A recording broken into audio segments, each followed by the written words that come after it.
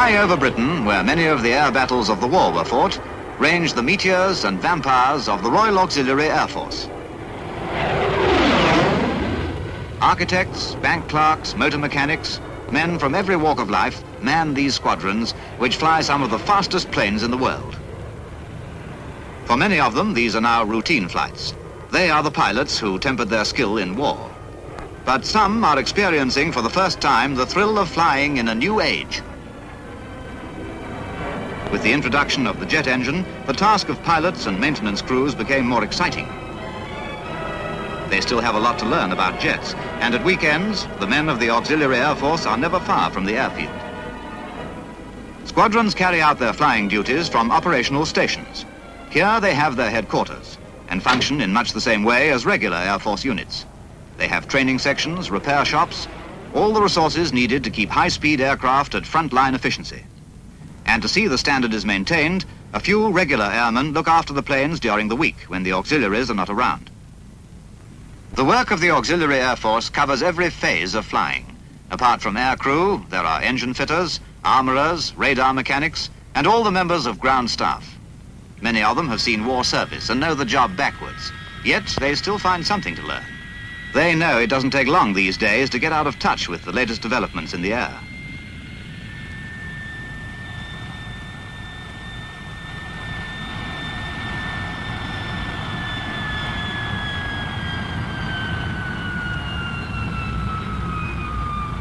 When a squadron's operational, it's an active life.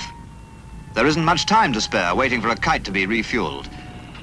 These men believe that the place for aeroplanes is in the air, and everyone does his best to get them airborne again as soon as possible.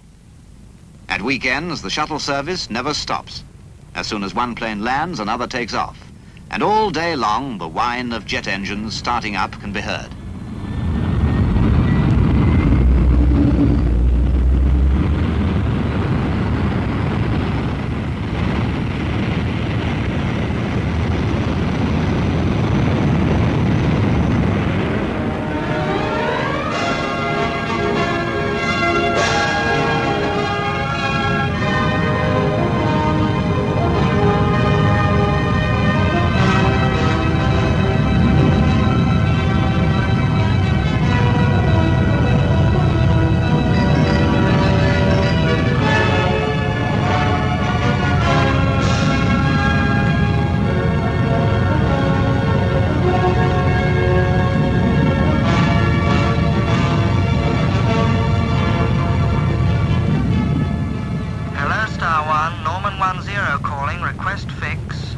Hello, Star 1. Norman 10 calling. Request fix. Over.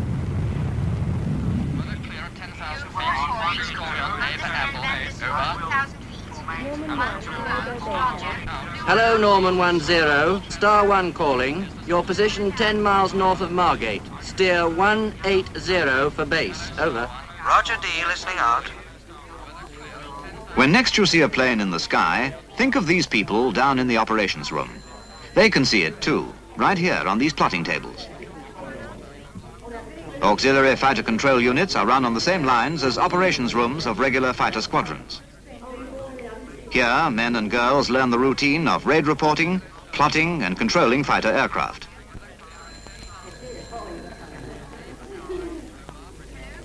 The modern fighter control unit is inseparably tied to jet development. With each new advance in the air, ground control assumes greater significance, and today is in every way as important as the work that goes on the airfield. Linking the control unit to the aircraft is radar. Without its aid, the job of plotting fast-moving fighters would be almost impossible. Impulses sent out by these aerials locate the aircraft immediately, and its course is traced automatically on the screen in the control cabin.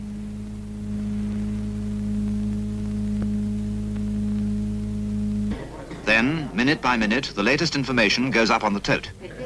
Information not from radar alone, but also from the Royal Observer Corps, who flash their news by telephone and by teleprinter. Today, the importance of radar to air defense is firmly established. For that reason, the Auxiliary Air Force has given a high priority to this trade, and those engaged in it are given every encouragement to improve their skill. But at town headquarters, where much of the auxiliary training takes place, every trade is important. And in the evenings, in addition to all the other activities, lectures on many subjects are always going on. Cylinder and onto the face of your gas piston, which carries to the rear the unlocking plate rods. This, in turn, pushes back on your Meteor 3 aircraft with which you're also familiar. The Meteor 3 is now being superseded by the Meteor 4 aircraft, which is the modern jet fighter. And of course we have our own shooting star. The burner is fitted in the forward orifice. Air from the compressor is led... But the life isn't all work, there's the social side. For town headquarters is also the clubhouse, and every member of the squadron is a member of the club. And if you can't find them here, they're bound to be down at the airfield. For training goes on all the time.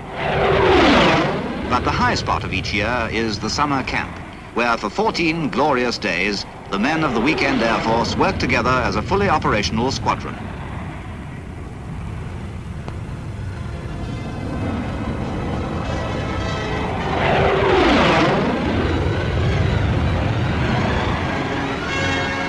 These men and women of the Royal Auxiliary Air Force devote their leisure to flying.